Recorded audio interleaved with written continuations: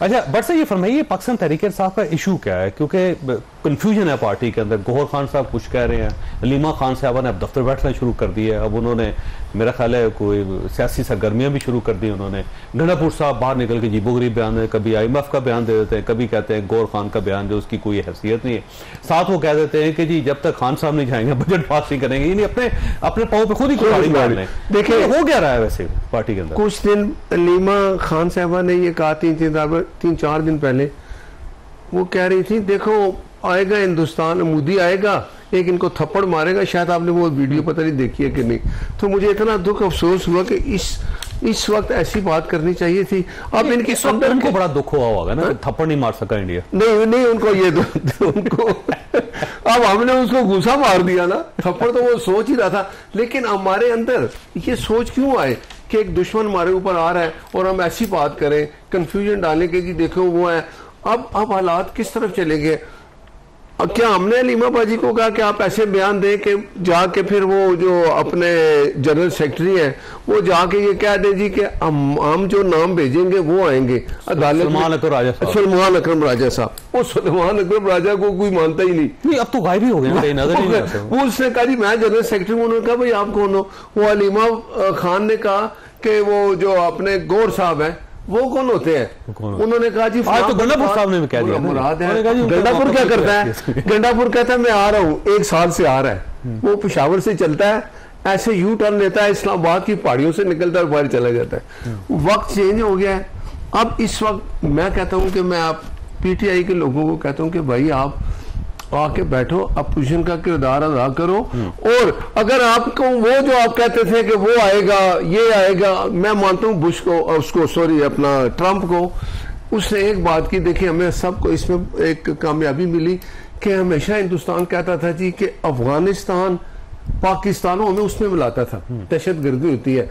लेकिन वो ट्रंप ने कहा कि पाकिस्तान और हिंदुस्तान के साथ हम तिजारत भी करेंगे, उनको कहेंगे कि हमें उसने एक लेवल पे रखा। ये भी हमारी कामयाबी है।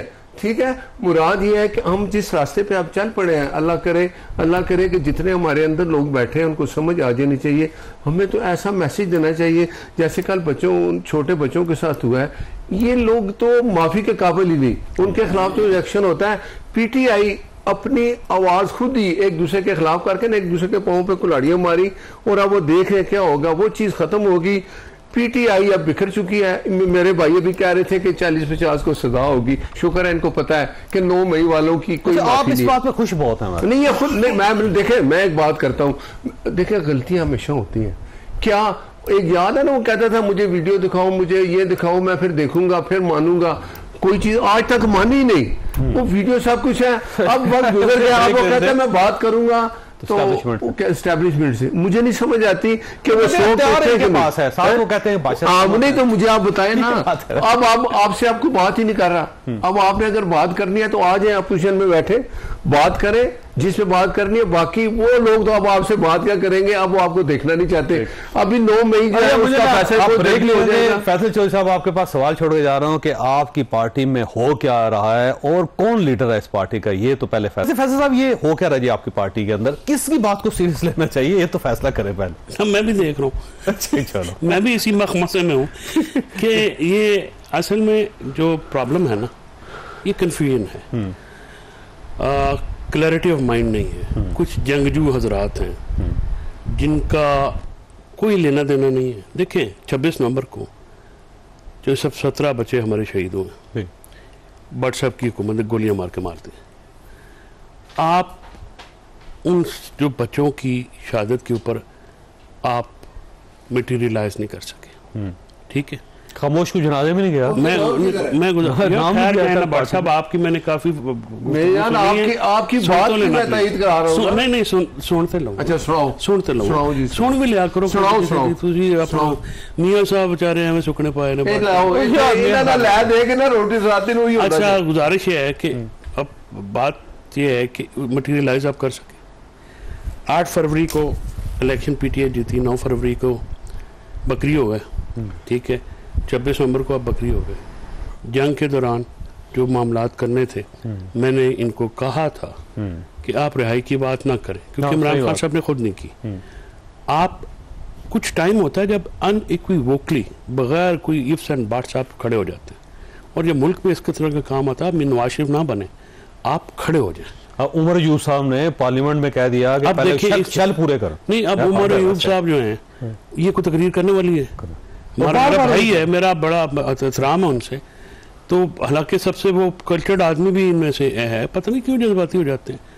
अच्छा, अब जो मामलात हैं, ये अब ये कह रहे तहरीक चलाएं, यार तहरीक तुम लोगों ने चलानी है। कल इस्लामाबाद हाई कोर्ट में बाहर वो एक हुआ, हम सब उधर से कि पुरअमन सा एहतजाज था, उसमें अपोजिशन लीडर दोनों नहीं थे, उसमें जनरल सेक्रेटरी गायब था।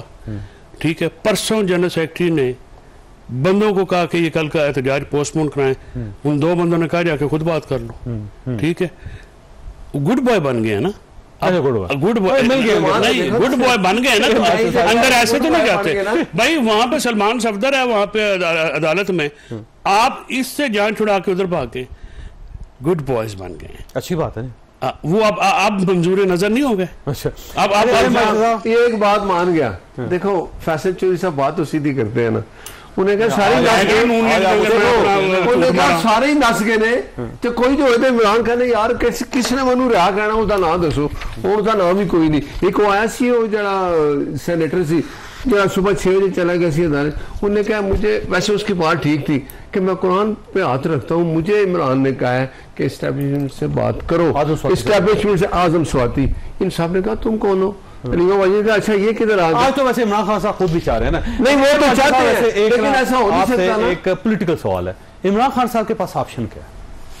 माफी नहीं यार, उसको बोलने दे। मेरा ख्याल पॉलिटिकल सवाल ये है कि ये सवाल है, सब लोग सुनना चाहते हैं। मेरे ख्याल में 9 मई के ऊपर क्या कहते हैं, एक जिस तरह फैसल चौधरी साहब कह रहे हैं कि उस यानी कि उनको एक अनइक्विवोकल स्टांस लेना चाहिए कि जी कि अगर लेट्स से कि पीटीआई के कुछ बंदों ने गलती की है तो we are sorry for that, ठीक है ना। और अब इस वक्त मुल्क की ज़रूरत है कि ना यूनिटी इनसाइड द कंट्री हो, सो हम लोगों को यानी कि आगे अब मूव करना चाहिए। मैं अपनी पार्टी की तरफ से उसके ऊपर यानी कि शर्मिंदा हूं, और हमें अब कौम को आगे चलना चाहिए। मेरा ख्याल है कि अगर इमरान साहब इस तरह का एक स्टांस लेंगे तो हर लेवल पे और हर फोरम पर उसको पसंद किया जाएगा। भाई एक 9 मई का जो इंसिडेंट है, क्या फौज उसे बर्दाश्त कर सकती है, वैसे पी सकती है? बहुत मुश्किल है। देखें आप जो हम फौज की जो टोटल जो स्ट्रक्चर है वो रिस्पेक्ट के ऊपर और शहादत के ऊपर कायम। अगर हम अपने शहीदों की कब्रों की हिफाजत नहीं कर सकते, अगर हम अपने शहीदों की फैमिलीज की हिफाजत नहीं कर सकते, तो फिर कौन इस मुल्क के लिए अपनी जान देने को तैयार होगा? ठीक है ना। सो मेरे ख्याल में फौज के लिए बहुत मुश्किल है कि 9 मई को भूल जाए और बगैर उसके ऊपर एक तस्वीर हुए आगे बढ़े। जैसे कि 10 मई ये एक खुशी का वक्त है कि हमने यानी कि एक जंग जीती है और अपने सबसे बड़े दुश्मन के खिलाफ जीती है। सो मेरा ख्याल कि अगर दोनों साइड्स जो हैं वो अब ग्रेटनेस दिखलाएं, जिनसे गलती हुई है वो सॉरी कह दें और जिन्होंने माफ करना है वो माफ करें और आगे चलें, क्योंकि काम the country should not become hostage to an incident. But at the same time I just want to add, गुजारिश है कि बिल्कुल आपकी बात दुरुस्त मान लेते हैं, लेकिन फिर 8 फरवरी की माफी भट्ट साहब और वो मांग ले जिन्होंने 8 फरवरी कराया। सेकेंडली, जो लोग वहां पे पोलिटिकली 2018 की आप माफी मांग, जिन्होंने पोलिटिकली 2018 की आप माफी मांग ले।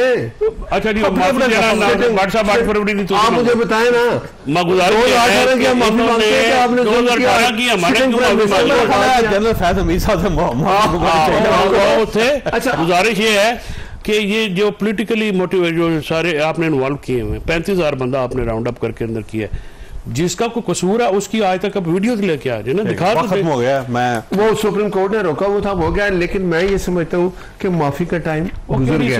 अब अदालतें फैसला, माफी का टाइम कभी खत्म नहीं होता सर, ना माफी का ना तौबा का। अल्लाह ताला ने तौबा का दरवाजा खोला है हर वक्त। ना ले वो कोई नवाज शरीफ भी निकल ना, ये बात है ना।